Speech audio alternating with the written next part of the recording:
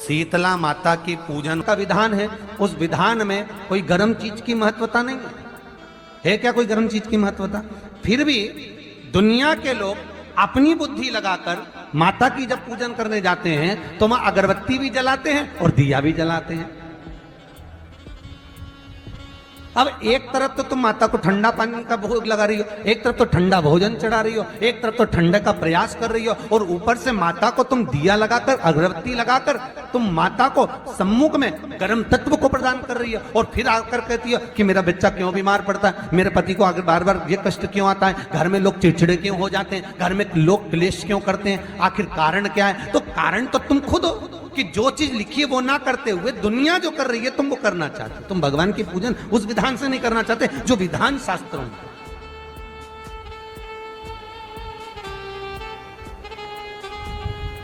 जो शास्त्रार्थ विधान कहता है।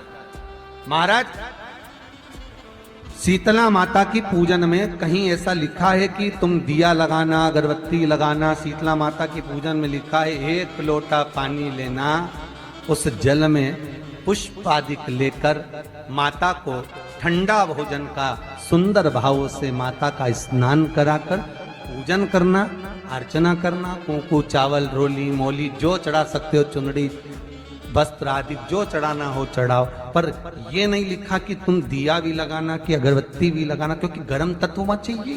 माता वो शीतल है, शीतला।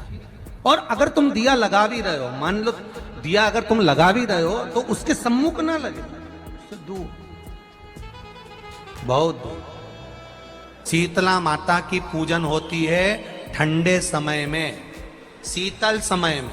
शीतला माता ने ये नहीं किया कि रोटी बना के उठो और थाली लेके लाइन में लग जाओ। तुम देखना, शीतला माता की पूजन करने लोग जाते ना शीतला सप्तमी, शीतला अष्टमी पे, बस 11 बजे तक तो रोटी बनाती रहेगी, सामान बनाती रहेगी। 1-1.5 घंटा में ठंडा हुआ, 12:30 बजे उठ के सीधे लाइन में लग जाएगी, जल्दी से पूजन करके सो जाऊंगी, काम खत्म। शीतला माता ने भी सोच लिया, बस तूने मुझे बेवकूफ बनाया, अब रुक जा तू। 11 बजे तक भोजन बनाया, 10 बजे तक भोजन बनाया, 1 बजे रात को लाइन में लग गई पूजन करने के लिए। 1 बजे रात को न जाने किसने पहला दी कि 1 बजे रात को लग जाओ लाइन में, सुबह तक पूजन करके अपने घर आ जाओ, फिर आराम से आके सो जाओ। अब इतनी जल्दी क्या है भगवान के पूजन की? माँ की पूजन करने जा रहे हो, माता से लाड़ लड़ाने जा रहे हो, अपनी माता से अपने दिल की बात कहने के लिए जा रहे हो, अपने स्नेह की बात कहने के लिए जा रहे हो, तो धीरे धीरे प्रेमवश आनंद से माता की आराधना शीतल समय में, ठंडे समय में। ठंडे समय का मतलब है भीतर से ठंडे होकर, अपने भीतर से ठंडे होकर। अब अपने भीतर तो ठंडा ही है ही नहीं ना, जल्दी जल्दी चलो। और आदि बहुत पतली खुशी है, और और ये कितना बड़ा कपड़ा थाली पे ढाक ढुका के लाइन में खड़ी है शीतला माता। शीतला माता, या हाथ में लोटा या हाथ में थाली, और इतनी देर में पड़ोसन निकल के बाजू में से जा रही थी और लोटा थोड़ा सा ढुल गया। अब यहाँ शीतला माता की पूजन करनी आई और ये हो गई चंद्र घंटा। लोटा जरा सा ही पानी का झलका, देख के नहीं चल सकती। ठंडा भोजन हाथ में, लोटा ठंडा पानी का, और अंदर अग्नि। शीतला माता भी कह रही इसको अजान दो पहले, इसको। क्या मतलब? भीतर से शीतल होइए, भीतर से ठंडे होइए। चित्त वृत्ति मन जब भीतर से शीतल होगा, ठंडा होगा, तो मेरी शीतला माता, तुमने पूजन करा ना करा, मेरी शीतला माता प्रसन्न हो जाएगी। बस भीतर से शीतल होइए, ठंडे होइए भीतर से। एक शीतल आरती होती है, मेरी जीजियों बड़े सावधानी से सुनिएगा। एक शीतल आरती होती है। कभी अगर तुम्हारे जीवन में अगर कभी तुमको ऐसा लगे कि रोग बड़ा भारी हो चुका है और बहुत भारी रोग मुझे घेरता जा रहा है, या डॉक्टर को दिखाने जा रहे हो और तुम्हें ऐसा लग रहा है कि डॉक्टर कोई बड़ी बीमारी बताएगा, तो उस समय पर शीतल आरती का प्रयोग करें। एक पुष्प हाथ की हथेली में रख लीजिए, एक पुष्प हाथ की हथेली में रख लीजिए। और यहां तक शास्त्र कहता है अगर हो सके तो आंकड़े का अगर पुष्प मिल जाए, तुम्हारे यहाँ क्या बोलते हैं उसको, मंदार का फूल, आंकड़े का फूल, अकौए का फूल, जो शंकर भगवान पे चढ़ता है, छोटा सा होता है, घुंघरू जैसा होता है वो, उसको तुम्हारे यहाँ क्या बोलते हैं हरियाणा में? आंख का ही पुष्प बोलते हैं। आंख का पुष्प मिल जाए तो ज्यादा अच्छा है। अब उसमें चाहे सफेद हो, चाहे नीला हो, चाहे गुलाबी हो, जैसा भी हो, हाथ में रखने के बाद हाथ में एक लोटा जल, भगवान शंकर के शिवालय में जब आप प्रवेश करें और प्रवेश करते समय भगवान के सम्मुख में जब भगवान शंकर के साक्षी में जब पहुंचे, आपके सामने पूजन में कोई भी सामग्री नहीं है, आपके पास में न दिया है, ना बाती है, ना गर्भवती है, ना चंदन है, ना कपूर है, ना कोई सामग्री है, केवल एक आंख का पुष्प और एक लोटा जल आपके पास में है। शिवालय में पहुंचकर शीतल आरती का प्रयोग करो।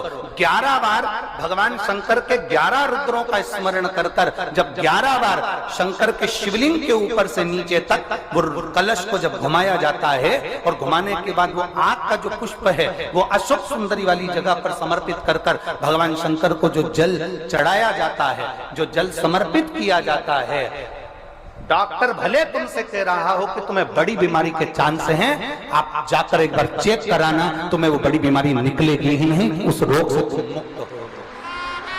इसको शीतल आरती का प्रयोग किया गया। ये शीतल आरती, इसको शीतल आरती कहा। शिव की प्राप्ति का, एक रोग से मुक्त होने का। अब आपसे कोई कहे कि ये शीतल आरती का प्रयोग सबसे पहले किसने करा, तो आपको ध्यान लगाना है इस प्रयोग को। सोमनाथ जी की कथा का स्मरण करिएगा, सोमेश्वर की कथा का स्मरण करिएगा। नीम के वृक्ष को स्वयं देवी का प्रतिबिंब माना जाता है। नीम के वृक्ष को स्वयं माता का प्रागट्य उत्सव माना जाता है। नीम के वृक्ष को स्वयं देवी का भाव वर्णित किया जाता है। और बहुत सुंदर बात है महाराज जी, जिसके शरीर में माता निकल गई हो, दाने दाने पड़ गए हो पूरे शरीर में, बुखार भी बहुत तेज आ रहा हो और पूरे शरीर में माता जी निकल गई हो, एक लोटा पानी जिसके शरीर में माता जी निकली है उसके पास में रख दो और वो पानी उठाकर नीम के पेड़ में उस व्यक्ति के ऊपर से 7 बार उतार के नीम के पेड़ में डाल दो। 3 दिन के अंदर उसकी माता जो शरीर में निकली हुई है, दाने दाने पड़े हुए हैं, जो बुखार बहुत तेज आ रहा है, उसमें धीरे धीरे आराम मिलना प्रारंभ हो जाता है। यहां तक शास्त्र कहता है कि किसी व्यक्ति को अचानक बहुत तेज बीमार आ गया, बहुत तेज बुखार आ गया, या एकदम, हम तो यहां तक कहेंगे कि ये वायरस चल रहा है, महामारी चल रही है, और कंठ में भी आपको अगर जलन पड़ रही है, कंठ रुक रहा है, बुखार बहुत तेज आ रहा है, शरीर में ताप है, डॉक्टर को दिखाओ मना नहीं है, सब कुछ करो मना नहीं है, पर एक लोटा पानी अपने ऊपर से उतार कर 21 बार नीम के पेड़ में ले जाकर नाम गोत्र बोलकर डाल दीजिए और नीम के पेड़ के नीचे की मिट्टी को अपने कंठ पर लगा लीजिए। 20 से 25 मिनट बाद आपको आराम लगना प्रारंभ हो जाएगा। ये उमा देवी है।